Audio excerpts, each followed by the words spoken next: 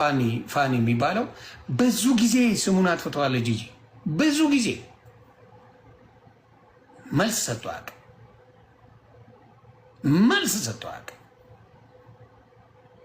መልስ የሚባል የለም። የምታሸንፈው መልካም ሰው መሆንን በፍቅር እንጂ በጉልበት አይደለም። አሁን ደግሞ እኔ ላመሰግነው ነው የኔውን ላመሰግነው ነው። ምክንያቱም አንዴ ነው ያደረገው። ከዛ በኋላ አርፎ ነው ቁጭ ያሉት። አላደረጉትም። አንዴ ያችን ቀለበት የሚባል ነገር አደረጉ። ከዛ በኋላ እግዚአብሔር ይመስገን አላደረገኝ። ቶም መልስ የሰጠኝ አሁን ነው፣ ቅርብ ቀን ነው። ተመጨረሻ እጅግ ማንም ባልጠበቀው መልኩ የፋኒ ሀቅ እየወጣ ያለ ይመስላል። ይኸውም እንግዲህ ከሳምንት በፊት ጂጂ ኪያ ወደ ሚዲያ በመምጣት ኧረ ፋኑኤልማ እጅግ ጥሩ ልጅ ነው፣ ሌላውን ባየሁበት አይነት ፋኑኤል እጅግ መልካም ባህሪ ነው ያለው፣ እንደዚህ እንደዛ እንኳን ብሎ ተናግሮኝ ዘልፎኝ አያውቅም እያለች ተናግራ ነበር። ይህንን አስመልክቶ ከጂጂ ኪያ ጋር በብዙ ሀሳብ የሚስማሙት አንዳንዴም የሚጣሉት የሚዲያ አጋሯ ሆነው ዮኒ ማኛ እሱም ስለ ፋኑኤል ዛሬ ላይ ምስክርነቱን ሰጥቷል። ኧረ ፋኒማ ምን አይነት የተባረከ ልጅ ነው። አሁን ዞር ብሎ ማሰብ፣ ብዙ ነገሮችን ማወዳደር ያስፈልጋል።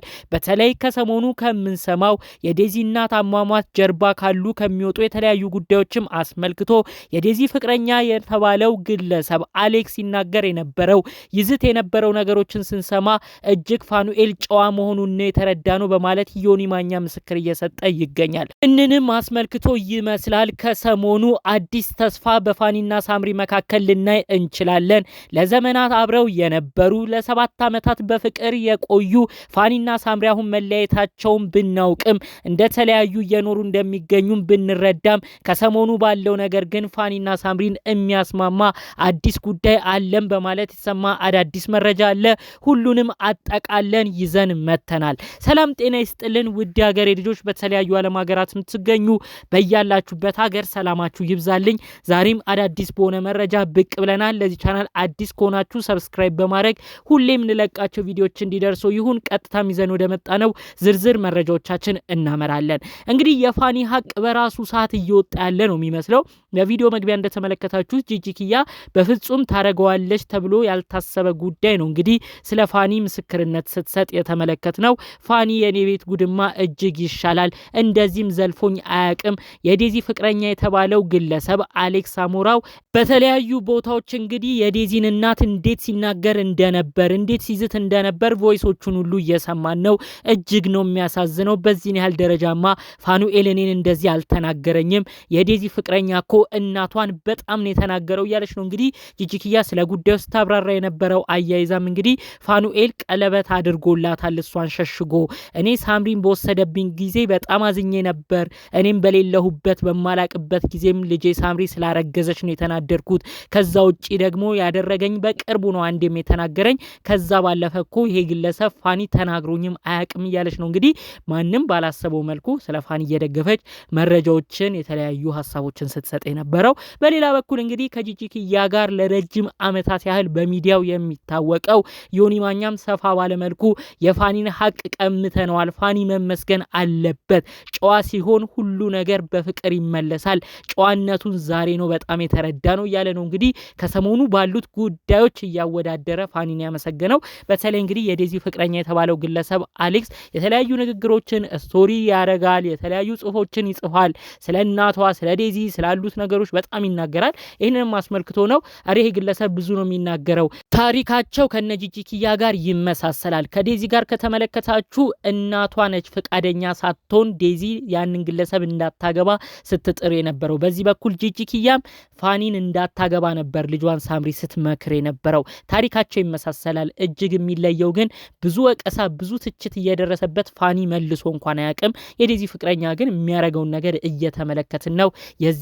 የዚህ ልጅ ሀቅ ወስደናል። ፋኒ መመስገን አለበት። ጨዋ ስትሆን እንዲህ ነው። አሁን ድረስ ስራ በደንብ የሚጋነነው ስምህም እንዲህ ነው የሚወጣው እያለ ነው እንግዲህ ስለ ፋኒ፣ ስለ ሁኔታው፣ ስለ ጸባዩ በዝርዝር በዝርዝር የተናገረው። እንግዲህ ከሰሞኑ ባሉት ጉዳዮች ይመስላል ምናልባት ፋኒና ሳምሪን ወደ እርቅ ጉዞ የሚያመራ አዲስ ተስፋ ነገር የሚያመጣ ተስፋ የሚታይበት ነገር ከሰሞኑ ሊታይ ይችላል እያሉ ሀሳብ የሚሰጡት በተለይ ፋኒና ሳምሪ ለመለያየታቸው ብዙዎቻችን እንደምናስታውሰው የቤተሰብ ጣልቃ ገብነት ይበልጥ ደግሞ የሳምሪ እናት የሆነችው ጂጂኪያ በብዙ ቦታ ሀሳብ በመስጠት ፋኒ አይሆንሽም፣ ልጄ ሳምሪ አንቺ የተማረ ነው ማግባት ያለብሽ በማለት ብዙ ሀሳብ ስትሰጥ ነበር። በትዳራቸው መካከልም ብዙ ነገሮችን ተናግራ ነበረ። ለመለያየታቸውም አንድ ምክንያት የቤተሰብ ጣልቃ ገብነት ነው። የጂጂ ፈቃደኛ አለመሆን ፋኒን ይበልጥ አብዝታ በመናገር በተለይ ደግሞ በስተመጨረሻ ፋኑኤል መልስ ምት በሰጠው ላይ ጂጂ በጣም መስመር አልፋ ፋኒን ስትናገረው ነበር። አላግባብ ቃልም እየተጠቀመች ልጄ ሳምሪ ከወጣች በኋላ ከመኝታ ቤት ከሄደች በኋላ እኔ መኝታ ቤት ድረስ መጥቶ የማይገባ ነገር አድርጓል እያለች ሁሉ መስመር አልፋ ጂጂ ትናገረው ነበረ።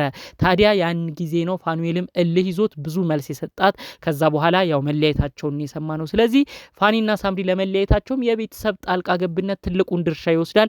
አሁን ደግሞ እንግዲህ ምናልባት ጂጂኪያ መለስ ብላ ስትመለከት የሌሎች ቤተሰቦችን ጉዳይ በደንብ ስታጠና አሁን ያለውን አስተሳሰቧን ቀይራ ለፋኒ ትልቅ ቦታ መስጠቷን ማይቀርም ምናልባት ልጇ ሳምሪ ከፋኑኤል ጋር ተመልሰው ህይወትን እንዲጀምሩ እንግዲህ የሆኑ ነገሮች መላመላ ልትል ትችላለች ተብሎ ነው ከወዲሁ ሀሳብ አስተያየቶች ሁሉ እየተሰሙ የሚገኙት። ተመልከቱ እንግዲህ ያው እንዳልኳችሁ ጂጂ በፍጹም ፋኒን በዚህን ያህል ደረጃ ታመሰግናለች ብሎ ያሰብ የለም። ነገር ግን እንግዲህ ብዙ ሰው የተለያዩ ነገሮችን ሲያወዳድር ለካ ይሄ ይሻላል ብሎ መለስ ብሎ ማመስገኑ አይቀርም። ጂጂ ጋርም የሆነው ይሄ ነው። ታሪካቸው እንደተባለው ይመሳሰላል።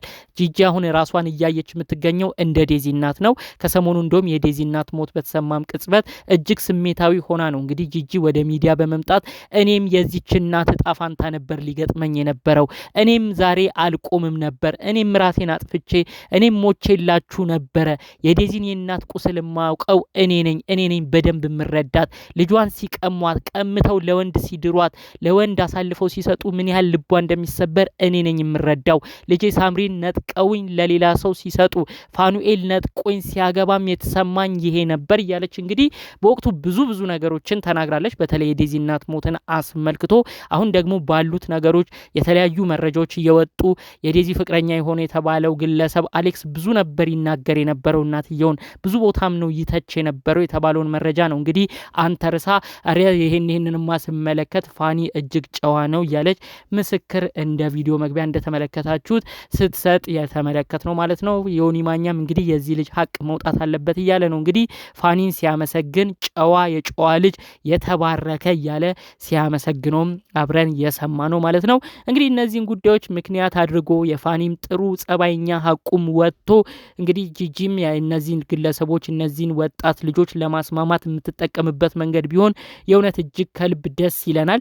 ምክንያቱም ፋኒና ሳምሪ ለረጅም ዓመታት ያህል አብረው የቆዩ ገና በልጅነት እድሜያቸው ተዋውቀው ምንም ሳይኖራቸው እዚህ ከፍታ ማማ ላይ የደረሱ ነገር ግን ከፍታ ማማ ሲደርሱ መለየታቸውን የሰማን ብዙዎችንም ያስደነገጠ ጉዳይ ነው። ስለዚህ እንደው ፈጣሪ አምላክ ለልጆቻቸው ሲል ለፊሎና ለአዳም ሲል እንግዲህ እነዚህ ቤተሰብ መካከል እርቅ ሰላም ገብቶ አዲስ ምዕራፍ በአዲሱ ዓመት የምንመለከትበት ትልቅ መነሻ እንዲሆን የእውነት ከልብ እመኛለሁ። ጠቅለላ አርጌም ይዤ የመጣሁት መረጃ ይህን ይመስል ነበር። እንደው ፋኒና ሳምሪን በተመለከተ በተለይ ዮኒና ጂጂንም የተናገሩትንም ሀሳብ መነሻ በማድረግ እናንተስ ምን አይነት ሀሳብ መልከታላችሁ በኮሜንት ብታሳውቁኝ ደስ ይለኛል። በሌሎች ቪዲዮዎቻችን እስክንመጣ ሰላሙን ሁሉ ተመኘሁላችሁ። ሰላም